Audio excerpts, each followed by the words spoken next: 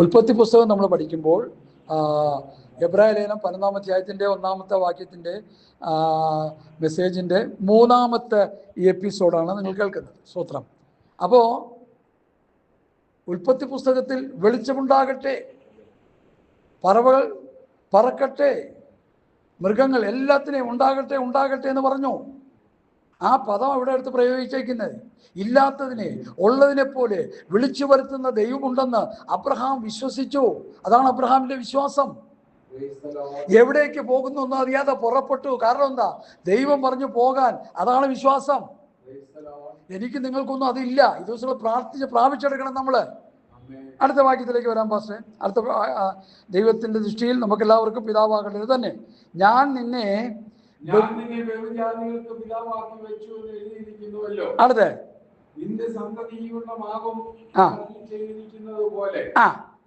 താൻ ബഹുജാതികൾക്ക് പിതാവാകും എന്നവൻ ആശയ്ക്ക് വിരോധമായി ആശയോടെ വിശ്വസിച്ചു. അതെന്തൊരു വിശ്വാസമാണപ്പാ!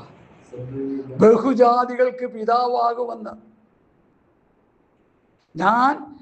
അവൻ ദൈവത്തോട് പ്രാർത്ഥിച്ചത് എന്താണ്? ദൈവമേ, ഞാൻ സന്തതിയില്ലാതെ നടക്കുന്നു, ഈ ദാസിയുടെ മകനാണ് എൻ്റെ സ്വത്തിന് മുഴുവൻ ഉടമയാകുന്നത്. അപ്പോൾ ദൈവം പറഞ്ഞു, നോ, അല്ല, നിന്റെ സന്തതി എന്നെ ഈ അവകാശിയായി തീരുമെന്നുള്ളത് അവനതങ്ങ് വിശ്വസിച്ചു.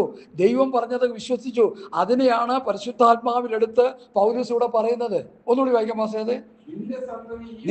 നിന്റെ സന്തതി ഇവണ്ണമാകുമെന്ന് എന്ന് അരുളി ചെയ്തിരിക്കുന്നത് പോലെ താൻ ബഹുജാതികൾക്ക് പിതാവാകും എന്നവൻ ആശയ്ക്ക് വിരോധമായി ആശയോടെ വിശ്വസിച്ചു. അതെന്താ അങ്ങനെ പറയാൻ കാര്യം? പ്രായമായിപ്പോയി. പിന്നീട് അഭാവം വരുന്നുണ്ട് ഇവിടെ. പ്രായമായി. ഒരു സന്തതി ജനിക്കാനുള്ള പ്രായം അവർക്കില്ല.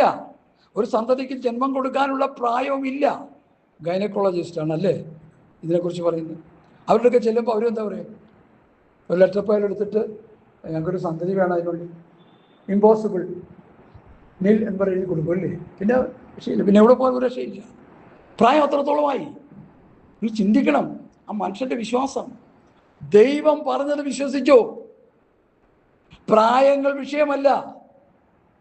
സ്തോത്രം. അതിനെക്കുറിച്ച് വചനത്തിൽ പറയുന്ന ഭാഗം തന്നെ നമുക്ക് അതൊന്ന് വായിച്ചേ. 19-ാം വാക്യം. അവൻ ഏകദേശം 100 വയസ്സുള്ളവനായതും തന്റെ ശരീരം നിർജീവമായി പോയതും സാറയുടെ ഗർഭപാത്രത്തിന്റെ നിർജീവത്വം ഗ്രഹിച്ചിട്ടും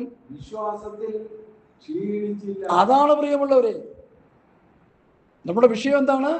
ഫെയ്ത്ത്, വിശ്വാസം. വിശ്വാസത്തിൽ അവൻ ക്ഷീണിച്ചില്ല. ഞാനും നിങ്ങളും വിശ്വാസത്തിൽ ക്ഷീണിച്ചു പോകുന്നു. നമ്മുടെ വിശ്വാസം വർദ്ധിപ്പിച്ചെടുക്കുവാൻ പരിശുദ്ധാത്മാവ് തരുന്നൊരു സന്ദേശമാണ് ഇന്ന് പലകാലം. ഞാനും നിങ്ങളും കർത്താവിൽ വിശ്വസിക്കുക. വിശ്വസിച്ചാൽ നീ ദൈവത്തിന്റെ മഹത്വം കാണുമെന്ന് കർത്താവ് മറിയോട് പറഞ്ഞെന്ന് പറഞ്ഞ് നമ്മളും നടക്കായി. എല്ലായിടത്തും പോയി പറയും വിശ്വസിച്ചാൽ ദൈവത്തിന്റെ മഹത്വം കാണും. നമുക്കൊട്ട് വിശ്വാസം ഇല്ല. എന്തായാലും അത് മാറണം ഇന്ന് പലകാലം. ദിവസങ്ങളത് മാറണം. ദൈവസ്ഥലത്ത് പ്രാർത്ഥിച്ച് വിശ്വാസം, വലിയ വിശ്വാസം പ്രാപിക്കണം. വിശ്വാസത്താൽ ഈ 11-ാം അധ്യായം അത് തന്നെയല്ലേ പറയുന്നത്? വിശ്വാസത്താൽ വിശ്വാസത്താൽ വിശ്വാസത്താൽ വിശ്വാസത്താൽ എന്ന് പറയുന്നില്ലേ? മനുഷ്യനുമായിട്ടുള്ള ബന്ധത്തിലല്ലേ പറയുന്നത്? എന്തുകൊണ്ട് നമുക്കായിക്കൂടാ? അവരും നമ്മളും മനുഷ്യരല്ലേ? കർത്താവിന്റെ രക്തത്താൽ വീണ്ടെടുക്കപ്പെട്ട പുതിയ നിയമസഭയിലെ ദൈവമക്കളാകണം നമുക്ക് എന്തുകൊണ്ട് വിശ്വാസമില്ല? പാസ്റ്റർ സാമിനോട് ഞാൻ ചോദിക്കുന്നു, എന്തുകൊണ്ട് സഹോദരാ നിനക്ക് വിശ്വാസമില്ല? നിങ്ങളോട് ഞാൻ ചോദിക്കുന്നു, എന്തുകൊണ്ട് നിങ്ങൾക്ക് വിശ്വാസമില്ല? എനിക്ക് നിങ്ങൾക്കുള്ളൊരു ദൂതാണിത്. അതെ, നമുക്ക് പ്രാർത്ഥിക്കാൻ ദൈവത്തിൽ ഏൽപ്പിച്ചു കൊടുത്ത്, കർത്താവേ, അബ്രഹാമിനുള്ള അതുപോലെ വിശ്വാസം എനിക്ക് തരണമേ. അതിനല്ലേ പുതിയ നിയമത്തിൽ, പുതിയ നിയമസഭയ്ക്ക് റോമാലേഖനത്തിൽ ഈ ലേഖനം എടുത്ത് ഈ വിഷയം എഴുതി വെച്ചിരിക്കുന്നത്. നമുക്ക് വിശ്വാസം വർദ്ധിക്കാനല്ലേ എഴുതി വെച്ചിരിക്കുന്നത്? ഒരു തമാശയിലാണ് എഴുതി വെച്ചിരിക്കുന്നത്. ഇത് പരിശുദ്ധാത്മാവ് ഇത് രേഖപ്പെടുത്തിയിരിക്കുന്നത് എന്തിനാ? ഹല്ലേലൂയ. അതുകൊണ്ട് പ്രബുദ്ധരായ ദൈവമക്കളോട് ഞാൻ പറയുന്നു, ഈ ദിവസങ്ങൾ പ്രാർത്ഥിക്കുക, വിശ്വാസം വർദ്ധിപ്പിക്കുക. കാരണം ചക്കയ്ക്കും മാങ്ങയ്ക്കും തേങ്ങയ്ക്കും വേണ്ടി ഇത് പ്രാർത്ഥിക്കാതെ, കർത്താവെ വിശ്വാസം വർദ്ധിപ്പിച്ചു തരണമേ, വിശ്വാസം വർദ്ധിപ്പിച്ചു തരണമേ. നമ്മുടെ പ്രാർത്ഥന എന്താ? കർത്താവേ ഒരു വിസ, കർത്താവേ ഒരു ജോലി, കർത്താവേ ഒരു കാറ്, കർത്താവ് ഒരു വീട് കേട്ടെന്ന് ഞാൻ പറയുന്നില്ല. അതിന് പ്രാർത്ഥിക്കുന്നതിനേക്കാൾ ഉപരി അത് ശരിക്കും പറഞ്ഞാൽ ലോജിക്കലായിട്ട് നോക്കുമ്പോൾ ആദ്യമുള്ള രാജ്യം നീതി അന്വേഷിക്കുമ്പോൾ നമുക്ക് ആവശ്യമുള്ള തരുമെന്നാ പുസ്തകത്തിൽ എഴുതിയിരിക്കുന്നത്. അതൊന്നും നമുക്ക് വിശ്വാസമില്ല. എനിക്ക് നിങ്ങൾക്ക് അതൊന്നും വിശ്വാസമില്ല. അതുകൊണ്ട് കിടന്ന് കാനവച്ചൻ്റെ ഭാഷയിൽ പറഞ്ഞാൽ തലയെറിഞ്ഞ് പ്രാർത്ഥിച്ച് പ്രാപിക്കാവുള്ളൂ. അതെല്ലാം മുള്ളും കുടുക്കുമായിട്ട് തീരുമെന്ന് നമ്മൾ ഓർത്തുകൊള്ളണം. ഹല്ലേലൂയ. ഇവിടെ ഇതാ ഭക്തനായ അബ്രഹാം വിശ്വാസത്തിൻ്റെ കാൽച്ചുവടുകൾ വെച്ച് മുമ്പോട്ട് പോകുന്നു. സ്തോത്രം. സാറയുടെ ഗർഭപാത്രത്തിന്റെ നിർജീവത്വം ഗ്രഹിച്ചിട്ടും വിശ്വാസത്തിൽ ക്ഷീണിച്ചില്ല. നമ്പർ 1 എന്തായിരുന്നു? അല്ലല്ല, 17ാമത്തെ വാക്യമാണ്. 17ാമത്തെ വാക്യമാണ്.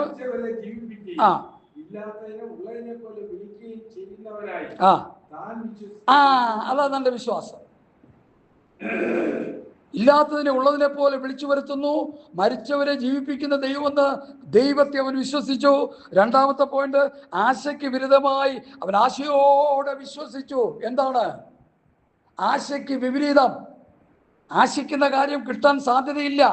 പ്രായമേറി, വാർദ്ധക്യത്തിലായി, പക്ഷെ ദൈവം പറഞ്ഞു നിനക്കൊരു സന്തതിയെ തരുമെന്ന്. ആശയ്ക്ക് വിരോധമായി ആശയോടെ അബ്രഹാം ദൈവത്തിൽ വിശ്വസിച്ചു. അതാണ് സഹോദര നമുക്ക് വേണ്ട വിശ്വാസം. പ്രിയമുള്ളവരെ, നമുക്ക് വേണ്ടുന്ന വിശ്വാസം അതാ. നമുക്ക് ആ വിശ്വാസം ഇല്ലെങ്കിൽ ദൈവത്തോട് പ്രാർത്ഥിക്കേ, ഞാനൊരു നല്ല വിശ്വാസിയായി, വിശ്വാസമുള്ളൊരു സഹോദരനായി, വിശ്വാസത്താൽ പല കാര്യങ്ങളും കർത്താവെ അങ്ങിൽ നിന്ന് പ്രാപിപ്പാനുള്ള വിശ്വാസത്തിൻ്റെ തീവ്രമായ അനുഭവം, വിശ്വാസത്തോട് വീര്യമുള്ള വിശ്വാസം എനിക്ക് തരണമെന്ന് എത്ര പേര് ഈ ദൂത് കേട്ടുകൊണ്ടിരിക്കുമ്പോൾ ദൈവത്തോട് പ്രാർത്ഥിക്കും. Hallelujah, hallelujah. അടുത്ത വിഷയത്തിലേക്ക് ഞാൻ വരാം. ദൈവത്തിന്റെ വാഗ്ദത്തത്തിങ്കൽ അവൻ അവിശ്വാസത്താൽ സംശയിക്കാതെ വിശ്വാസത്തിൽ ശക്തിപ്പെട്ട് ദൈവത്തിന് മഹത്വം കൊടുത്തു. അപ്പോൾ സാറയുടെ ശരീരം നിർജ്ജീവമായി പോയതും സാറയുടെ ഗർഭപാത്രത്തിന്റെ നിർജ്ജീവത്വം ഗ്രഹിച്ചിട്ടും വിശ്വാസത്തിൽ ക്ഷീണിച്ചില്ല എന്ന് പറഞ്ഞിട്ട് അടുത്ത് പറയുന്നു ദൈവത്തിന്റെ വാഗ്ദത്തത്തിങ്കൽ അവിശ്വാസം. അപ്പൊ അവിശ്വാസം അതിൻ്റെ ഇടയിൽ കയറി വന്നില്ല, അവിശ്വാസം വന്നില്ല. നമുക്കൊക്കെ അവിശ്വാസികളാണ്. നമ്മൾ എതിർദേശത്തേക്ക് പോകുന്ന പടകില് യേശുവുണ്ട്, ശിഷ്യന്മാരുണ്ട്. അവിടെ പോകുന്ന പോക്കെന്താ? ഭൂതകരത്തിനെ സൗഖ്യമാക്കാനാ. ഇയാൾ സമ്മതിക്കുമോ? അതാ കാറ്റുകളൊക്കെ കൊണ്ട് എല്ലാത്തിനും കൂടെ മുക്കിക്കൊല്ലാനുള്ള പരിപാടിയാണ്. അവിടെ മണ്ടക്കോസ്വാമി പിശാചെ ഇത് കടലിനെ ഉണ്ടാക്കിയവൻ ആ കടലിൽ കിടക്കുന്ന എന്നുള്ള ബോധം പിശാചിനില്ല. അത് തന്നെ ശിഷ്യന്മാർക്കും ഇല്ല. ഭാഷ ശിഷ്യന്മാർക്കും അതില്ല. അവർ കിടന്നു അയ്യോ എങ്ങനെ വിളിക്കുന്നത്, ഇങ്ങനെ അടിക്കാം. അയ്യോ നാദാ ഞങ്ങൾ നശിച്ചു പോകുന്ന നിനക്ക് വിചാരമില്ലയോ? അയ്യോ നാദാ ഞങ്ങൾ ഈ കൃത്യങ്ങൾ കിടന്ന് വിളിക്കുക. അപ്പം നുറുക്കി തിന്നപ്പോഴാ തോത്രം എന്ന് പറഞ്ഞ് ഭക്ഷിച്ചു. അല്ല, വീട്ടിൽ അച്ചിക്ക് കൊണ്ടുപോയി കൊടുത്തു, അവരും ഭക്ഷിച്ചു. 5000 പുരുഷന്മാർ ഭക്ഷിച്ചു. 5000 പുരുഷന്മാരും ബഹുഭൂരും സ്ത്രീകളും കുഞ്ഞുകുട്ടികളും. ഈ പുരുഷന്മാരെന്ന് പറയുമ്പോൾ അവരുടെ ഭാര്യമാരുണ്ട്, അവരുടെ മക്കളുണ്ട്, അവരുടെ അപ്പനും അമ്മയുണ്ട്. അപ്പോൾ എത്രയാ? 10-25,000 പേര് ഭക്ഷിച്ചു. അതൊക്കെ മറന്നുപോയി. അതെല്ലാം മറന്നുപോയിട്ട് ഇപ്പം പറയുക നാദാ ഞങ്ങൾ നശിച്ചു പോവുകയാണ്. ഞാൻ സാധാരണ പറയും, എടാ മണ്ടക്കോ സ്വാമികളെ, നീയൊക്കെ നശിച്ചു പോവുകയാണെങ്കിൽ യേശു ആ കൂട്ടത്തിൽ നശിക്കുമല്ലോ. യേശു നശിക്കാൻ പറ്റില്ലല്ലോ, യേശു ദൈവപുത്രനല്ലേ. എന്തൊക്കെ പ്രശ്നം ഉണ്ടായാലും കർത്താവ് ഈ വള്ളവും കൂടി അങ്ങ് മുങ്ങി എല്ലാം നശിക്കാൻ പറ്റും. അതൊക്കെ വിശ്വാസം ഇല്ലാതെ പോയി. പിന്നെ അതിനെക്കുറിച്ച് നമ്മളൊന്ന് കൂലങ്കുഷമായിട്ട് പഠിച്ചാൽ, ഈ ഡ്രൈവിംഗ് പഠിക്കുമ്പോൾ ഒറ്റയ്ക്കൊന്നും വണ്ടി ഓടിക്കാൻ പറ്റില്ല. നമുക്കൊക്കെ അറിയാവുന്ന കാര്യമാണ്. ഒരു കാറിലോട്ട് കയറി ആദ്യം പഠിക്കാതിരിക്കുന്നവൻ്റെ നെഞ്ചിടിപ്പ് തുടങ്ങും അങ്ങോട്ട്. കാരണം സ്റ്റിയറിംഗ് പിടിച്ചിട്ട് ഓടിക്കാൻ പറയാൻ പേടിയാണ്. ആശാൻ പറയത്തുണ്ട് ധൈര്യമായിട്ട് ഓടിച്ചോ. ഒരു ക്ലച്ച് എൻ്റെ കയ്യിലുണ്ട്, ഒരു ബ്രേക്ക് എൻ്റെ കയ്യിലുണ്ട്. നീ ക്ലച്ച് ചവിട്ടിയില്ലെങ്കിൽ ബ്രേക്ക് ചവിട്ടിയില്ലെങ്കിൽ ഞാൻ ചവിട്ടിക്കോളാം, തൽക്കാലം ഓടിച്ചോളാൻ പറയും. പേടിച്ചാണെങ്കിൽ ഓടിക്കും. 6 മാസം കഴിയുമ്പോഴോ ആശാനും വേണ്ട, ഒന്നും വേണ്ട, സ്വന്തമായിട്ട് ഓടി. കാരണം എന്താ? ആ ലേണിംഗ് പീരീഡ്, ആ പഠനക്കളരിയിലാണ് അവരായിരുന്നത്. അതുകൊണ്ടങ്ങനെ. എന്നാൽ അവർ ഈ അപ്പോസ്തലന്മാർ തന്നെ കർത്താവ് സ്തോത്രം അവരെ വിട്ടുപോയി മരിച്ചടക്കപ്പെട്ട് ഉയർത്തെഴുന്നേറ്റ് പെന്തക്കോസ്ത് നാളിൽ ആ 50-ാം ദിവസം പരിശുദ്ധാത്മാവിൻ്റെ ശക്തി പ്രാപിച്ചതിന് ശേഷം പിന്നെ നിങ്ങൾ ശിഷ്യന്മാരെ കാണുന്നത് ഈ ഇടിച്ച് നിലവിളിക്കുന്ന ശിഷ്യന്മാരായിട്ടാണോ? അടികൊണ്ടപ്പോൾ പ്രവൃത്തി പുസ്തകം 4-ാം അധ്യായം ആണെന്ന് തോന്നുന്നു. അടികൊണ്ട് കഴിഞ്ഞപ്പോൾ കർത്താവിൻ്റെ നാമം തീർത്ത് അടികൊണ്ടിൽ സന്തോഷിച്ചുകൊണ്ട് പുറപ്പെട്ടു പോയി. സ്തോത്രം. ക്രൂശിക്കാൻ പറഞ്ഞപ്പോൾ തലകീടായിട്ട് ക്രൂശിച്ചോളാൻ പറഞ്ഞു. ധൈര്യശാലികളായി മാറി.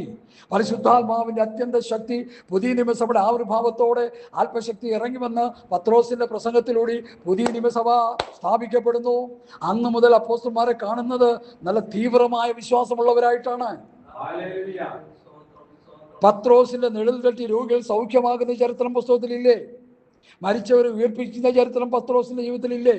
പൗലോസ് യുത്തിക്കോസ്, ഉറക്കക്കാരൻ, സഭയിലുള്ള ഏറ്റവും കൂടുതൽ ഒരു ഗ്രൂപ്പാണ് ഉറക്കക്കാർ.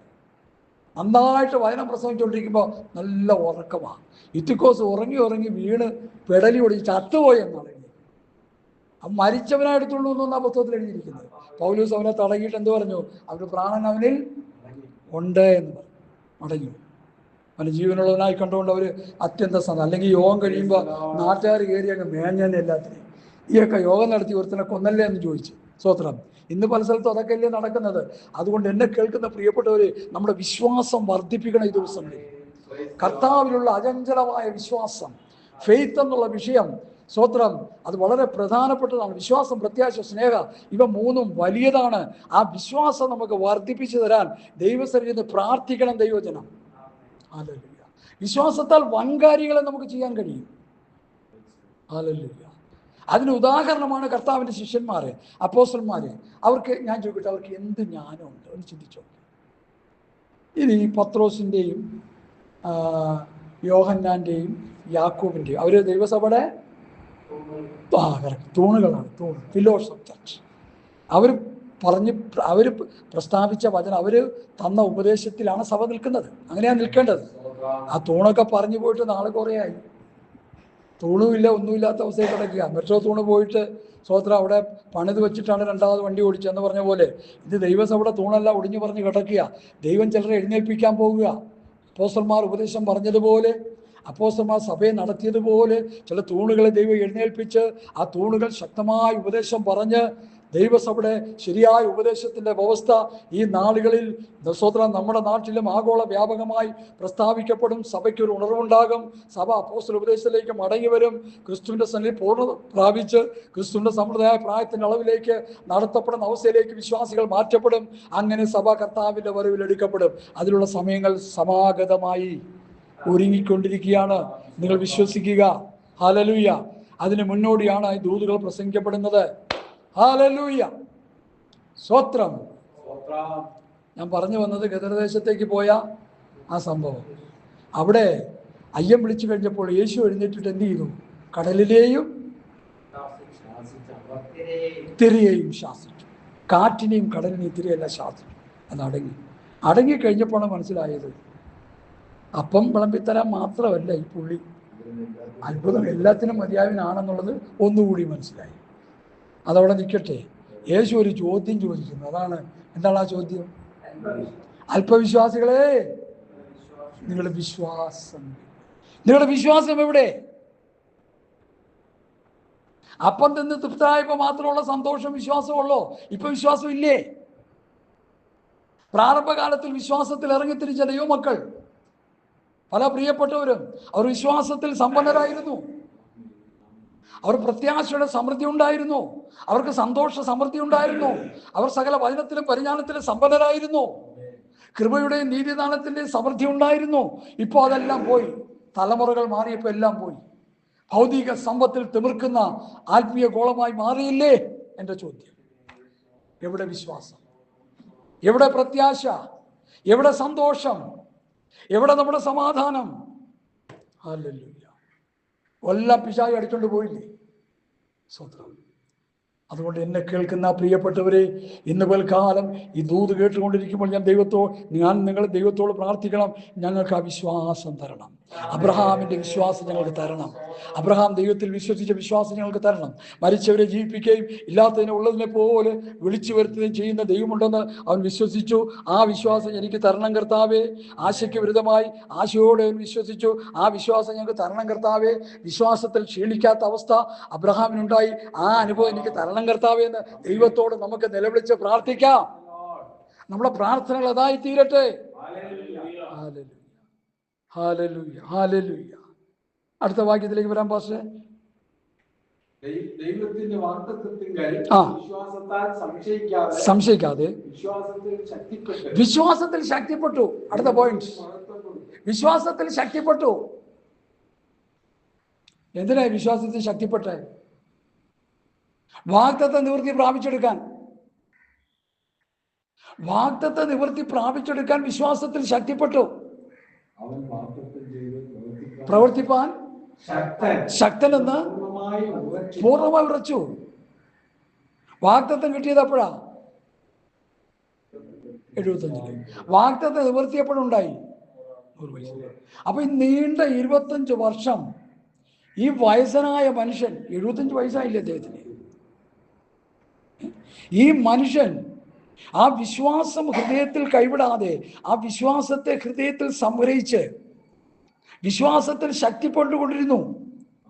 ഓരോ ദിവസവും അവൻ ആ വാഗ്ദത്തത്തെ ഓർക്കും. ദൈവം എന്നോട് വാഗ്ദത്തം ചെയ്തു, ഞാൻ മറ്റുള്ളവരുടെ മുമ്പിൽ സന്തതിയില്ലാതെ ഞാൻ നിന്ദിക്കപ്പെട്ടവനായിരിക്കുന്നു, ദൈവം എനിക്കൊരു സന്തതിയെ തരുമെന്ന് അവൻ ആ വാഗ്ദത്തത്തെ ഓമനിച്ചുകൊണ്ട് താലോലിച്ചുകൊണ്ട് അവൻ്റെ വിശ്വാസം ഓരോ ദിവസവും ശക്തിപ്പെട്ടുകൊണ്ടിരുന്നു.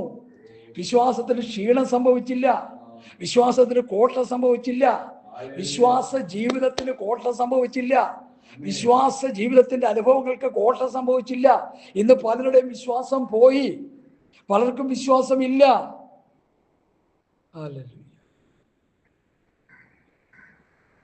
എനിക്കറിയാം, വിശ്വാസകോളത്തിൽ ഇറങ്ങിത്തിരിച്ച, എന്നോടൊപ്പം ഇറങ്ങിത്തിരിച്ച അനേകരെ, ഞാൻ 50 വർഷത്തിന് മേലെ വിശ്വാസ ജീവിതത്തിൽ എനിക്ക് ആത്മീയ കോളത്തിൽ സ്വത്ര പ്രായമുണ്ട്. എന്നോടൊപ്പം വിശ്വാസത്തിൽ ഇറങ്ങിത്തിരിച്ചാൽ ആരും വിശ്വാസത്തിൽ ഇല്ല. പലരും, എല്ലാവരും വിശ്വാസം തള്ളിക്കളഞ്ഞിട്ട് പോയി. പ്രാർത്ഥിച്ചിട്ട് ചില വിഷയങ്ങൾക്ക് മറുപടി കിട്ടാഞ്ഞിട്ട് ഈ ദൈവത്തെ വേണ്ടെന്ന് പറഞ്ഞ് കളഞ്ഞിട്ട് പോയി. പലരും കുഴഞ്ഞു കിടക്കുക. പലരും പേരിനും വേണ്ടി പെന്തക്കോസ്ത് വിശ്വാസിയാന്ന് പറഞ്ഞ് നടക്കുക. എൻ്റെ വാക്കുകൾ നിങ്ങൾ ശ്രദ്ധിക്കണേ. കല്യാണം നടത്താനും കുഴിച്ചിടാനും സ്നാനപ്പെടുത്താനും ലോകത്തിൻ്റെ ഭൗതിക കാര്യങ്ങൾ നടത്താൻ വേണ്ടി ഒരു കൂട്ടായ്മയായി നമ്മുടെ കൂട്ടായ്മ അധപ്പതിച്ചു പോയി. അല്ല, വിശ്വാസത്തിൽ നിലനിൽക്കണമെന്നും ദൈവരാജ്യത്തിലേക്ക് പ്രവേശിക്കുന്നവരെ വിശ്വാസത്തിൽ നിലനിന്ന് ജീവിക്കണമെന്നാണ് ദൈവം നമ്മെക്കുറിച്ച് ആഗ്രഹിക്കുന്നത്. പാസ്റ്ററെ, 1 തെസ്സലോനി 3-ാം അധ്യായത്തിൻ്റെ 1-ാം വാക്യം ഒന്ന് വായിക്കാം. 1 തെസ്സലോനി 3:1 എന്നാണ് എൻ്റെ ഓർമ്മ. ഒന്ന് വായിച്ചാൽ. Hallelujah, hallelujah, praise the Lord, സ്തോത്രം.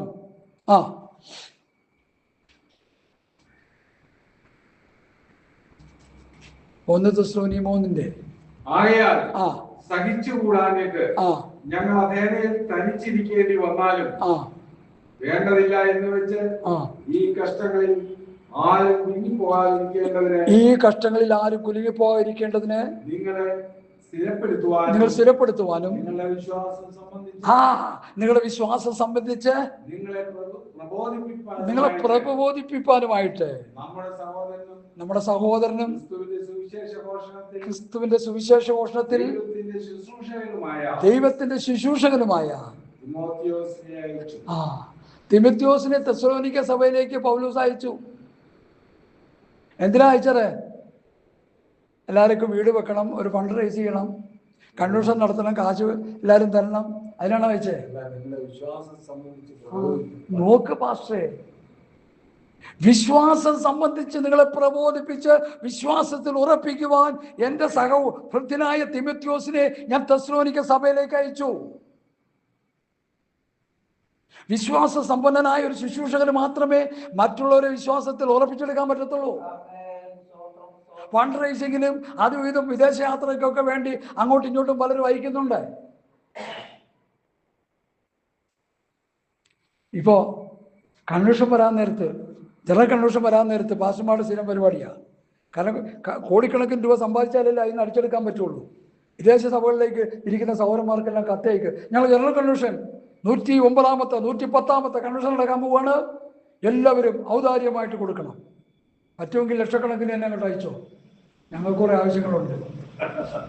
സ്വത്രം ചിന്തൻ അതൊക്കെ ചെയ്യട്ടെന്ന് പറയുന്നില്ല മമ്മി, അതൊക്കെ ന്യായമായിട്ടൊക്കെ ചെയ്തു.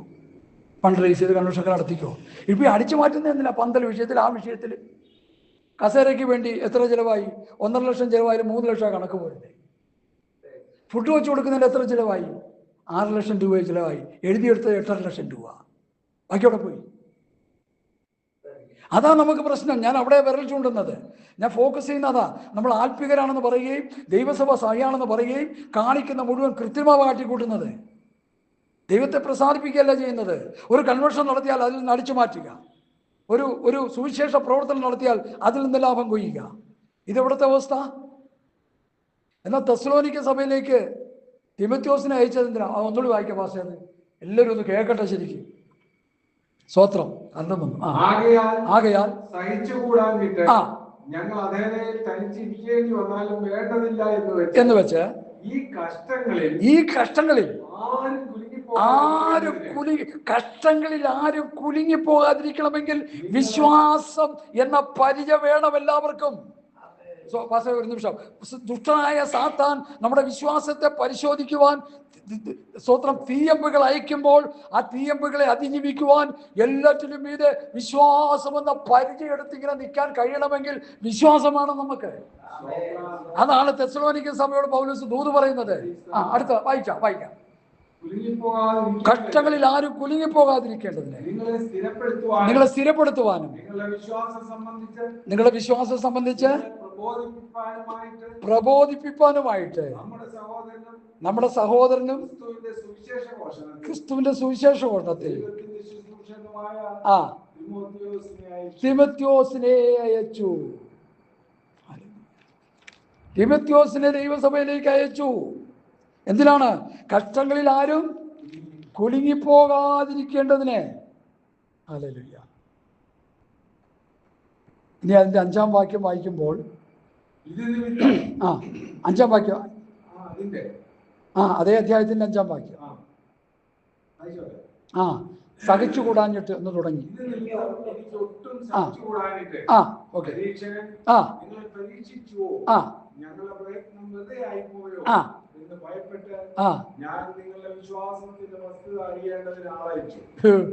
വിശ്വാസത്തിന്റെ വസ്തുത അറിയേണ്ടതിന് ആളെ അയച്ചത്.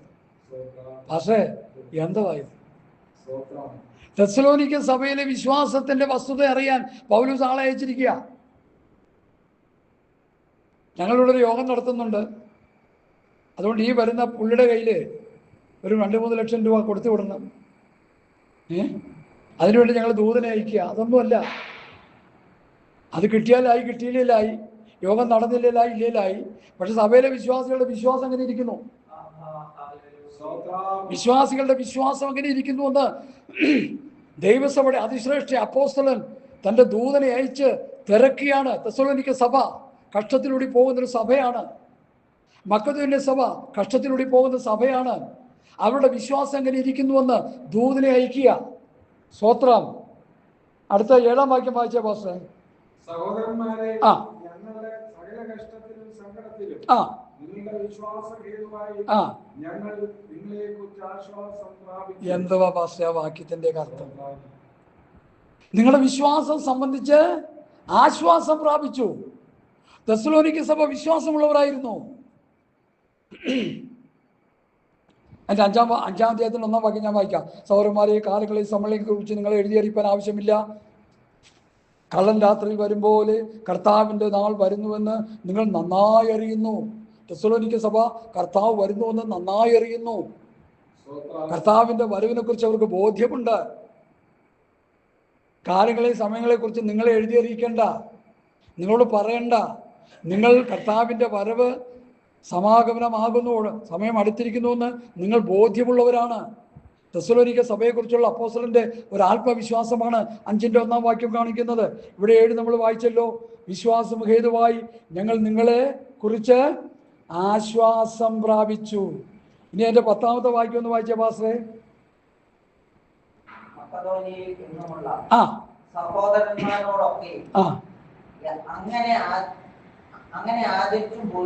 അല്ല, ഇനി നിങ്ങളുടെ മുഖം കാണുവാനും ഒന്നല്ലേ, ഇനി നിങ്ങളുടെ മുഖം കാണുവാനും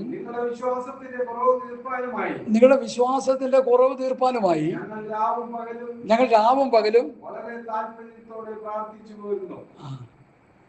അപ്പൊ രാത്രിയും പകലും രാത്രി പ്രാർത്ഥന നടക്കുക. പക്ഷേ സ്തോത്രം, മുടിരാത്രി പ്രാർത്ഥന നടക്കുക. ആ പ്രാർത്ഥനയുടെ ലക്ഷ്യം എന്താ? 10-ാം വാക്യം, നിങ്ങളുടെ വിശ്വാസത്തിന്റെ കുറവ് തീർക്കാൻ രാവും പകലുമില്ലാതെ പ്രാർത്ഥിച്ചുകൊണ്ടിരിക്കുക. ഇവിടെ മുഴുരാത്രി പ്രാർത്ഥനയ്ക്ക് വന്നിട്ട് എന്ത് ചെയ്യുക? ഭൗതിക കാര്യങ്ങൾക്ക് വേണ്ടി കിടന്ന് പ്രാർത്ഥിക്കുക. ഞാൻ പറയുന്ന വേദോസത്തിലെ കാര്യമാണ്, നമ്മുടെ ഇവിടുത്തെ കാര്യങ്ങളല്ല. എവർ ചെയ്ത പോലെ നമ്മൾ ചെയ്യണം അമ്മേ. പൗലോസും കൂട്ടരും ചെയ്ത പോലെ, പത്രോസും കൂട്ടരും ചെയ്ത പോലെ, കർത്താവിൻ്റെ കൂടെ നടന്ന ശിഷ്യന്മാർ ചെയ്തതുപോലെ ആ മാതൃകപരമായിട്ട് ആ കാര്യങ്ങളാണ് നമ്മൾ ചെയ്യേണ്ടത്. അവർ ചെയ്യുന്നത് ഒന്ന്, നമ്മൾ ചെയ്യുന്നത് മറ്റൊന്നായാൽ എങ്ങനെ ചേരുവത്? രണ്ടും കൂടി യോജിക്കില്ലല്ലോ. അവർ വിശ്വാസത്തിൽ കുലുങ്ങിപ്പോകാതിരിക്കാനാണ് അവരുടെ പ്രാർത്ഥനയും പ്രയത്നവും. വിശ്വാസം എങ്ങനെ ഇരിക്കുന്നു എന്നറിയാനാണ് ദൂതനെ അയക്കുന്നത്. ഹല്ലേലൂയ. ഈ 10-ാം വാക്യം പറയുന്നത്, 10-ാം വാക്യം ഒന്നുകൂടി വായിക്കാം. ഇനി നിങ്ങളുടെ മുഖം കാണുവാനും നിങ്ങളുടെ വിശ്വാസത്തിന്റെ കുറവ് തീർപ്പാനുമായി ഞങ്ങൾ രാവും പകലും വളരെ താല്പര്യത്തോടെ രാവും പകലും ഞങ്ങൾ പ്രാർത്ഥിക്കുന്നു. മുടിരാത്രി പ്രാർത്ഥന തുടങ്ങിയിട്ടുണ്ട് നമ്മുടെ പെന്തക്കോസ്ത് കൂട്ടാരത്തിൽ. നല്ല കാര്യമാണ്, നല്ല കാര്യമാണ്. എന്തിനാണോ പോയി പ്രാർത്ഥിക്കുന്നത്? വിശ്വാസികൾ വിശ്വാസത്തിൽ ബലപ്പെടാനാണോ? ഓക്കെ, എനിക്ക് സന്തോഷം. പ്രത്യാശ വർദ്ധിക്കാനാണോ? ഓക്കെ. ഇത് ഞാൻ പലരുടെയും വിഷയങ്ങൾ കേട്ടിട്ട്, നമ്മുടെ ഗൾഫിൽ നിന്ന് വന്ന അച്ചായൻ്റെ മൂത്ത മോൻ അമേരിക്കയിലേക്ക് പോകാനായിട്ടൊരു സാധ്യതകൾ വന്നിട്ടുണ്ട്. നമുക്കെല്ലാവരും കൂടി അങ്ങ് പ്രാർത്ഥിക്കാം. എന്തോ ഒരു പ്രാർത്ഥനയാണെന്നറിയും. എൻ്റെ ദൈവമേ, ആ ചെറുക്കനാണെങ്കിൽ വിശ്വാസമില്ല, പ്രത്യാശയില്ല, സന്തോഷമില്ല, സമാധാനമില്ല, ഒരു ജഡീകനായിട്ടിരിക്കുക. എടാ, അവൻ മാനസാന്തരപ്പെടാൻ പ്രാർത്ഥിക്കേ. ദൈവവചനം പഠിപ്പിക്കുന്നത് മുഴുവൻ ആത്മീകമായ ഉദ്ധാരണത്തിന് വേണ്ടി പ്രാർത്ഥിക്കുക, ഉപവസിക്കുക, ദൈവമുഖം അന്വേഷിക്കുക. അതിനാണ് യോവേൽ പ്രവാചകൻ പറയുന്നത്, മണവാളൻ തൻ്റെ മണിയറയും മണവാട്ടി തൻ്റെ മണലിട്ട് പുറത്തേക്ക് വരാൻ, നശിച്ചു പോകാതിരിക്കാൻ പ്രാർത്ഥിക്കാൻ. സ്തോത്രം. ദൈവത്തിൻ്റെ ശിക്ഷാവിധിയിൽ അകപ്പെടാതിരിക്കാൻ പ്രാർത്ഥിക്കാൻ. ആഗോള വ്യാപകമായി വലിയ ക്രൈസിസ് വന്നുകൊണ്ടിരിക്കുക. ഇപ്പോൾ ഹോർമോൺസ് കടലെടുക്ക് അടിച്ചെന്നും പറഞ്ഞ് എണ്ണ വില കൂടി മനുഷ്യന് ജീവിക്കാൻ പറ്റാത്ത സാഹചര്യങ്ങൾ വന്നു. നാടൻ ഭാഷയിൽ പറഞ്ഞാൽ ഉപ്പ് തൊട്ട് കർപ്പൂരത്തിന് വരെയും വില കൂടിക്കൊണ്ടിരിക്കുക. നാളെ നമ്മുടെ അവസ്ഥ എന്താവും നമുക്കറിയത്തില്ല. പ്രശ്നങ്ങൾ വന്ന് മനുഷ്യനെ മൂടുകയാണ്. പ്രതികൂലങ്ങൾ വർദ്ധിച്ചു വരികയാണ്. കുഞ്ഞുങ്ങളെ പഠിപ്പിച്ചെടുക്കാൻ പറ്റുന്നില്ല. ഒരു ജോലിക്ക് വേണ്ടി ലക്ഷങ്ങൾ മുടക്കേണ്ട അവസ്ഥ വന്നുകൊണ്ടിരിക്കുന്നു. ഇതൊക്കെ നമ്മളെ ഞെരുക്കുമ്പോൾ നമ്മൾ പ്രാർത്ഥിക്കേണ്ടത് നമ്മുടെ ആത്മീക ജീവിതത്തെ പരിപോഷിക്കപ്പെടുത്തുവാൻ, നമ്മൾ കർത്താവിൻ്റെ വരവിന് വേണ്ടി ഒരുങ്ങുവാൻ. കർത്താവിൻ്റെ വരവിന് മുൻപ് പ്രശ്നങ്ങൾ ആവിർഭവിക്കുമെന്ന് കർത്താവ് പറഞ്ഞു. അപ്പോസ്തലന്മാർ പറഞ്ഞു, കർത്താവിൻ്റെ വരവിന് മുൻപ് ഇതൊക്കെ സംഭവിക്കേണ്ടതാണ്. ഹല്ലേലൂയ, സ്തോത്രം. കർത്താവ് വന്ന് സഭയെ ചേർക്കുന്നതിന് മുൻപ് ലോകം വലിയ ക്രൈസിസിലേക്ക് ആകുമെന്ന് വചനം പറയുന്നു. ഇത് ഈറ്റുനോവിൻ്റെ ആരംഭം എന്ന് പറഞ്ഞാൽ അതിൻ്റെ അർത്ഥം എന്താ? പ്രസവ വേദന തുടങ്ങി, കർത്താവ് വരാൻ പോകുന്നു. അതുകൊണ്ട് ലോകത്തിന് വേദനയാണ്. വേദന എന്ന് പറഞ്ഞാൽ എന്താ? കഷ്ടങ്ങളും ബുദ്ധിമുട്ടുകളും ഞെരുക്കങ്ങളും പ്രയാസങ്ങളും വിശ്വാസ ജീവിതത്തിനെതിരെ വെല്ലുവിളികളൊക്കെ ഈ വേദനകളായിട്ട് കടന്നു വരും. ഇവിടെ നമ്മുടെ ഏറ്റവും പ്രധാന വിഷയം നമ്മൾ കിട്ടിയ വിശ്വാസത്തിൽ നിലനിന്ന്, ആ വിശ്വാസത്തിൽ നിലനിന്ന് മരിച്ച് നിത്യത പ്രാപിച്ചെടുക്കുക എന്നുള്ളതാണ്. മനസ്സിലായോ? കഷ്ടങ്ങളിൽ കുലുങ്ങിപ്പോകരുത്. നമുക്ക് നാളെ ഒരുപക്ഷെ പുറത്തിറങ്ങി നടക്കാൻ പറ്റാത്ത പോലെ വർഗീയത പരത്തുന്നവർ ഇവിടെ ഭരണം നടത്തിയെന്ന് വരാം. എനിക്കറിയത്തില്ല. ഞാൻ ഗൾഫിലായിരുന്ന സമയത്ത് ഇങ്ങനെ പറഞ്ഞിട്ടുണ്ട്, വേദോസ്തം പിടിച്ച് കേരളക്കരയിലൂടെ നടക്കാൻ പറ്റുന്നൊരവസ്ഥ വരുമോ എന്ന് നമുക്കറിയത്തില്ല. ഇത്രയൊക്കെ ആയി. ചില സമയത്തൊക്കെ കേരളത്തിലെ ചില പല ഭാഗങ്ങളിലും വേദോസ്തം കണ്ട ഓടിച്ചിട്ട് അടിക്കുന്ന അടി തുടങ്ങിയിട്ടുണ്ടെന്ന് പറഞ്ഞ പലരും. പെന്തക്കോസ്ത് പള്ളി ഇടിച്ചു നിർത്തിയ ചരിത്രമില്ലേ? ഈ കഴിഞ്ഞ ദിവസം TPM പാസ്റ്ററിനെ ഓടിച്ചിട്ട് തല്ലിയെന്ന് പറഞ്ഞല്ലോ. എന്തെല്ലാം നടക്കുന്നു? വലിയ ലോകം കണ്ട ഏറ്റവും വലിയ ഭരണാധികാരി തലപ്പത്തിരിക്കുമ്പോഴും ഒരു ജനാധിപത്യ രാജ്യത്തിൽ നടക്കാൻ പറ്റാത്തത് പലതും നടന്നുകൊണ്ടിരിക്കുന്നു. കാരണം എന്താ? ഈറ്റുനോവിൻ്റെ ആരംഭം. കർത്താവ് പറഞ്ഞത് സംഭവിച്ചു കൊണ്ടിരിക്കുന്നു. ഇവിടെ നമുക്ക് ആവശ്യം എല്ലാറ്റിനും മീതെ വിശ്വാസമെന്ന പരിചയം എടുത്ത് ഏത് പ്രതികൂല സാഹചര്യം വന്നാലും ഏത് കഷ്ടങ്ങൾ വന്നാലും വിശ്വാസത്തോടെ അതിനെ അഭിമുഖീകരിക്കാനുള്ള ഒരു ആത്മീക അനുഭവം ആർജിച്ചെടുക്കുക. അതാണ് ഈ മെസ്സേജ് കൊണ്ട് ഉദ്ദേശിക്കുന്നത്. ഹല്ലേലൂയ. ഞാൻ ഒരിക്കലും പ്രതീക്ഷയല്ല ഈ വിഷയം ഈ നിലയിൽ ഇങ്ങനെ ഇന്ന് പ്രസംഗിക്കാനായിട്ട് കർത്താവിടെയാക്കും. ദൈവാത്മാവിൻ്റെ ഒരു നിയോഗമാണ്. നമ്മുടെ വിശ്വാസം വർദ്ധിക്കട്ടെ, നമ്മുടെ പ്രത്യാശ വർദ്ധിക്കട്ടെ, നമ്മുടെ സന്തോഷം വർദ്ധിക്കട്ടെ, നമ്മുടെ ആത്മീയ അനുഭവങ്ങൾ വർദ്ധിക്കട്ടെ. മറ്റുള്ളതൊക്കെ ഇച്ചിരി കുറഞ്ഞു പോയാലും ഹല്ലേലൂയ ദൈവവുമായിട്ടുള്ള ബന്ധത്തിൽ നമ്മുടെ ആത്മീയ അനുഭവങ്ങൾക്ക് ആക്കം കൂട്ടാം. നമ്മൾക്ക് ഉപവസിച്ച് പ്രാർത്ഥിച്ച് വിശ്വാസം വർദ്ധിപ്പിക്കുക, പ്രത്യാശ വർദ്ധിപ്പിക്കുക, സന്തോഷം വർദ്ധിപ്പിക്കുക. മക്കതോന്യ സഭയെക്കുറിച്ച് പറയുന്നത് എന്താ? 2 കൊരിന്ത്യർ 8-ാം അധ്യായത്തിൻ്റെ അത് വായിച്ചത് കഷ്ടത എന്ന ഒന്ന് വായിച്ചാട്ടോ, വാക്യം തന്നെ ഒന്ന് വായിച്ചാട്ടോ. 2 കൊരിന്ത്യർ 8-ന്റെ 1-2 വാക്യം. Hallelujah, hallelujah. കർത്താവേ, സ്തോത്രം, സ്തോത്രം, സ്തോത്രം, സ്തോത്രം.